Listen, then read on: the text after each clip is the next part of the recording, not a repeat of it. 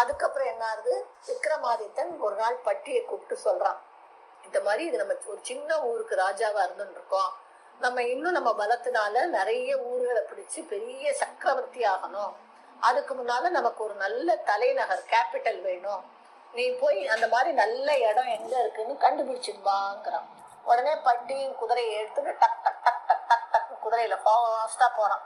போய் நிறைய இடம் போயிட்டு வரத்த, ஒரு இடத்துக்கு போறத அந்த இடம் அவனுக்கு ரொம்ப பிடிச்சிருது. குணவதின்னு ஒரு ஆறு, அது பக்கத்துல நிறைய மரங்களும் செடிகளுமா இருந்து ரொம்ப அருமையா ஜிலு ஜிலுன்னு பச்சை பசைன்னு இருக்கு. அங்க ஒரு காளி கோவில் இருக்கு. இதுக்கு முன்னாலே என்னன்னா இவாளுடைய குலதெய்வம் காளி தான். இந்த விக்ரமாதித்தன் ராஜா ஃபேமிலி குலதெய்வம் காளி. ஸோ அந்த காளி கோவில் வரவும் அங்க போய் நமஸ்காரம் பண்ணலாம்னு போறான். போறத அங்க ஒரு வாசல்ல 7 உரி கட்டி இருக்கு. உரினா உங்களுக்கு இந்த கிருஷ்ணர் கதையில கூட வரும், உரியிலேருந்து கிருஷ்ணர் வெண்ணெய் எடுத்து சாப்பிட்டார்னு.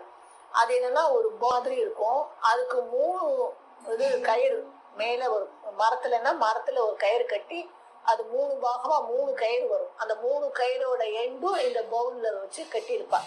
இந்த திராஸ் எல்லாம் இருக்கும், இப்ப இந்த திராஸ் மாதிரி இல்லாம ரவுண்டா இருக்கும், அந்த மாதிரி 7 உரி இருக்கு. அப்புறம் கோவில் பக்கத்துல ஒரு பொய்கை இருக்கு. பொய்கைனா குளம் மாதிரி நிறைய தண்ணி, அதுக்கு நடுவுல பெரிய ஒரு வேல் இருக்கு. அப்போ அந்த கோவில் கீழே ஒரு கல்லுல எழுதிருக்கு.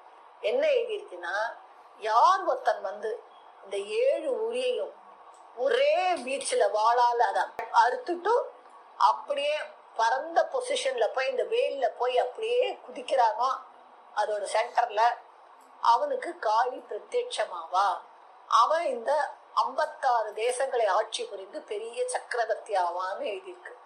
உடனே இதை பார்த்துட்டு பட்டி வேகமா ஓடி வந்து விக்ரமாதித்தன் கிட்ட சொல்றான், இந்த மாதிரி பார்த்தேன். உடனே விக்ரமாதித்தனும் நம்ம 2 பேரும் போலாமான்னு டக டக டக டக டக டக டகன்னு குதிரையில் ஏறி போறான். போன உடனே விக்ரமாதித்தன் அதை படிச்சுட்டு என்ன செய்யறான், காளியை வேண்டிக்கிறான்.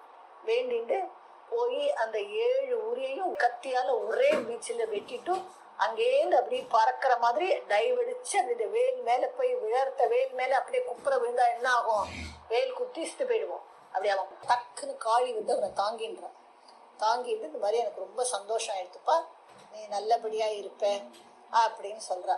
நீ வந்து நிறைய ராஜ்யங்கள் எல்லாம் வந்து பெரிய சக்கரவர்த்தியா இருப்ப அப்படிங்கும். இவனும் ரொம்ப சந்தோஷம், எனக்கு அதுதான் வேணும் காளி, வேணுமான்னு சொல்லிட்டு உங்க கோவில் இந்த மாதிரிலாம் நிறைய பொற்காசு திரவியங்கள்லாம் உங்க கோவில்ல இருக்கு, அது எல்லாம் எனக்கு கொடுத்தா நான் அதை வச்சுட்டு நாட்டுல இன்னும் நல்லது செய்வேங்கிறான். சரி எல்லாம் எடுத்துக்கோன்றான். ஸோ அந்த காசெல்லாம் தங்கிச்சு இவன் அந்த ஊர்ல நிறைய இவனுக்கு அரண்மனை, ஜனங்கள்லாம் அந்த கன்னியாகுமரியிலேருந்து இங்க வந்தா குடியிருக்கு, அவளுக்கு வீடு எல்லாம் கட்டி அதுக்கு பேரு உஜ்ஜயினி மாகாளி பட்டம்னு பேர் வைக்கிறான். வச்சுட்டு அப்புறம் அவன் என்ன செய்யறான், பட்டி அழிச்சுண்டு அவன் படைகள்லாம் அழிச்சுண்டு நிறைய ஊருக்கு போய் பல ராஜாக்களை ஜெயிச்சுன்னு வந்துடுறான். 56 தேசத்து ராஜாவையும் ஜெயிச்சு அந்த கல்வெட்டுல இருந்த மாதிரி பெரிய சக்கரவர்த்தி ஆயிடுறான். இதோட அடுத்த பாகத்தை நம்ம அப்புறம் பார்ப்போம். நன்றி.